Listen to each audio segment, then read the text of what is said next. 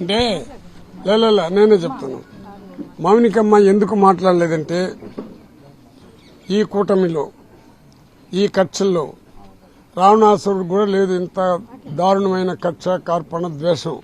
రావణాసురుడు కూడా శివభక్తుడే. కానీ ఆమె ఎందుకు ఈ పొద్దు మాట్లాడలేదంటే మొన్న బెయిల్ వచ్చింది, అందరూ సంతోషపడినాం, బయట వస్తుండారని చెప్పినారు.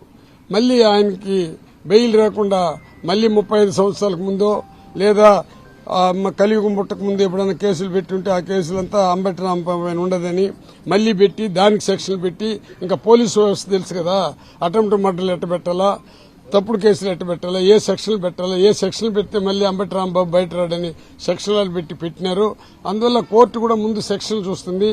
అందువల్ల ముందు వాళ్ళకి కూడా విషయాలు తెలియదు కాబట్టి మళ్లీ ఆయన్ని ఈ 26వ తేదీ వరకు ఈ నెలని పెట్టినారు. మళ్లీ మన పన్నుబోలు దగ్గర నుంచి అందరూ అడ్వకేట్లంతా బాగా కష్టపడి పనిచేసి నిజాలు తేలిస్తే ఈ కోర్టు కూడా ఈ రోజు మనకు బెయిల్ ఇచ్చింది.